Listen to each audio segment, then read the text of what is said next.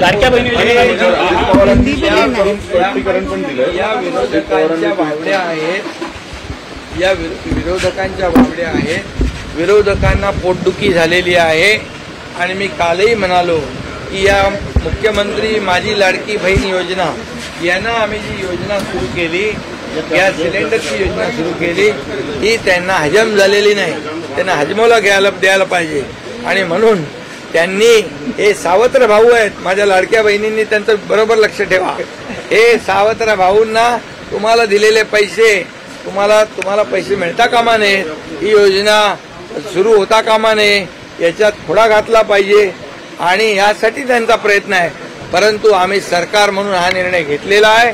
आणि या सर्व लाडक्या बहिणींच्या योजनेला जेवढे पैसे लागणार आहेत याची सगळी तरतूद केलेली आहे. युवकांना स्टायपेंड जे लागणार आहे त्याची तरतूद सरकारने केलेली आहे. पूर्णपणे तरतूद केल्यानंतर आम्ही हा निर्णय घेतलेला आहे. आम्ही कधी कुठला निर्णय घेतल्यानंतर प्रिंटिंग मिस्टेक कधी म्हणत नाही, चुनावी जुमला था असं म्हणत नाही. कारण आम्ही निर्णय घेतलाय तो पूर्ण विचारांती घेतलाय. सर्वसामान्यांच्या जीवनामध्ये आनंद झाला पाहिजे. महिलांना आता जेव्हा आम्ही एसटी मध्ये 50% सवलत दिली, ज्येष्ठांना मोफत दिलं, तेव्हा काही निवडणुका होत्या? लेक लाडकी योजना केली तेव्हा काही निवडणुका होत्या? आम्ही निवडणुका डोळ्यासमोर ठेवून कुठलं काम करत नाही. आणि म्हणून माझ्या लाडक्या बहिणी आणि माझ्या लाडक्या भावांनी बरोबर लक्षात ठेवा, तुमचे विरोधक कोण आहेत, कोणाला पोटदुखी झालेली आहे. तर आपण पाहिलेलं असेल, स्वतः मुख्यमंत्र्यांनी सांगितलेलं आहे की ही योजना जी आहे ती बंद होणार नाही, सुरूच राहणार आहे. त्यासाठी निधीची तरतूद करण्यात आलेली आहे. आणि आपण पाहिलेलंही असेल की बऱ्याच जणांचे ॲप्लिकेशन आता ॲप्रूव्ह देखील होत आहेत. ज्यांचे ॲप्रूव्ह झालेले आहेत त्यांनी ॲपमध्ये देखील चेक करायचं आहे. आणि काही जणांचे आता इन रिव्ह्यूमध्ये येत आहेत, तपासले देखील जात आहेत. ऑनलाईन फॉर्म जे आहेत तुमच्या या ठिकाणी ॲप्रूव्ह करण्याचं काम देखील चालू झालेलं आहे. तर बघा, महासंवाद इथं माहिती व जनसंपर्क महासंचालनालय महाराष्ट्र शासनाचं इथं देखील अधिकृत न्यूज आलेली आहे.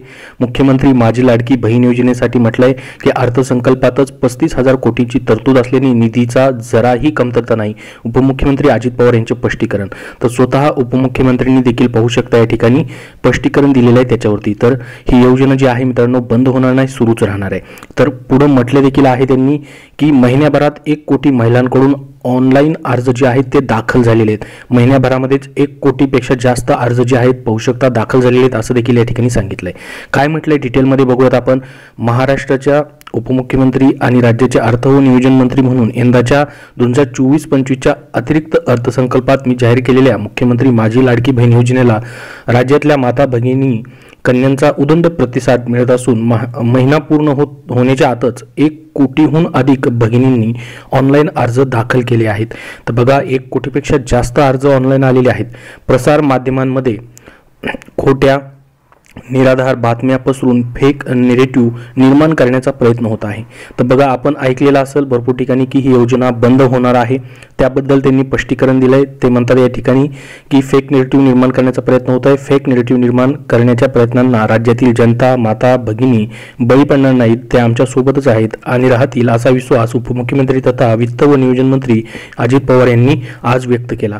राज्यातील काही वर्तमानपत्रे आणि वृत्तवाहिन्यांवर बघा, मुख्यमंत्री माझी लाडकी बहीण योजनेला वित्त विभागाचा विरोध आणि योजनेसाठी निधी कुठून आणणार अशा आशयाच्या बातम्या प्रसिद्ध झाल्या आहेत. तुम्ही भरपूर ठिकाणी ही न्यूज देखील बघितलेली असेल.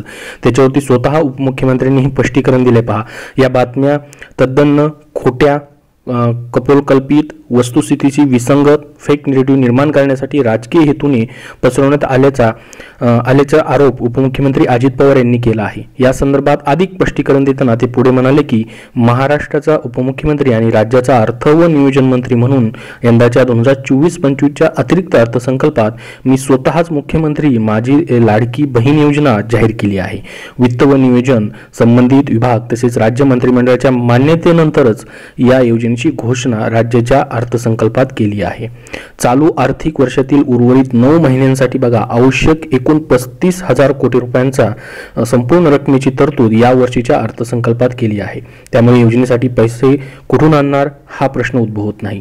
महाराष्ट्रासारख्या आर्थिक संपन्न राज्याला एवढी रक्कम खर्च करणे शक्य आहे.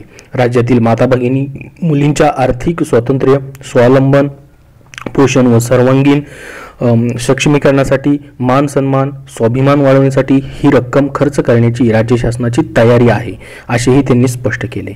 पुढे म्हटलेत बघा ते उपमुख्यमंत्री अजित पवार पुढे म्हटले की मुख्यमंत्री माझी लाडकी बहीण योजना जाहीर झाल्यानंतर तिला राज्यभर उदंड प्रतिसाद मिळत आहे. शासकीय यंत्रणा, राजकीय, सामाजिक स्वयंसेवी संघटनांकडून शहरात आणि गावोगावी शिबिर आयोजित करून अर्ज भरून घेतले जात आहेत.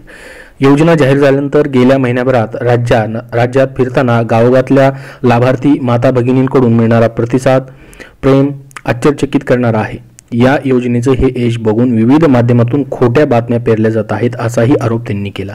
मुख्यमंत्री माझी लाडकी बहीण योजनेसारखी कुठलीही नवीन योजना जाहीर करत असताना त्या योजनेची अंमलबजावणी, कार्यान्वयन चांगल्या पद्धतीने व्हावं, प्रशासकीय खर्च कमी होऊन अधिकाधिक निधी लाभार्थी घटकांसाठी उपयोगात यावा असा वित्त विभागाचा प्रयत्न असतो. त्यासाठी काही उपाययोजना सुचवल्या जातात. त्या सूचनांचा संदर्भ बदलून चुकीचा अर्थ काढून माध्यमांमध्ये वित्त विभागाने राज्य शासनाबद्दल गैरसमज पसरवण्यात फेक निगेटिव्ह निर्माण करण्याचा प्रयत्न विरोधकांकडून सुरू आहे. त्यांच्या प्रयत्नांना राज्यातील शुद्ध जनता आणि पहिल्यांदाच अशा महत्त्वाकांक्षी योजनेचा लाभ होणार आहे त्या माझ्या माता भगिनी बळी पडणार नाहीत याची खात्री आहे असेही उपमुख्यमंत्री अजित पवार म्हणाले. पुढे पहा, मुख्यमंत्री माझी लाडकी बहीण योजनेला वित्त विभागासह राज्यातील कुणाचाही विरोध असण्याचं कारण असू शकत नाही. उलट या योजनेसाठी लागेल तो निधी वित्त विभाग देण्यासाठी कटिबद्ध आहे.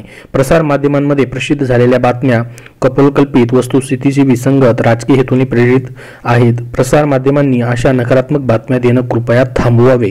राज्यातील कुणाचाही अशा बातम्यांवर विश्वास बसणार नाही याची मला खात्री आहे. मुख्यमंत्री माझी लाडकी बहीण योजनेच्या यशस्वीतेसाठी अधिक भगिनींना यात सहभागी करून घेण्यासाठी आपण सर्वांनी प्रयत्न करूया असे आवाहनही त्यांनी केले आहे.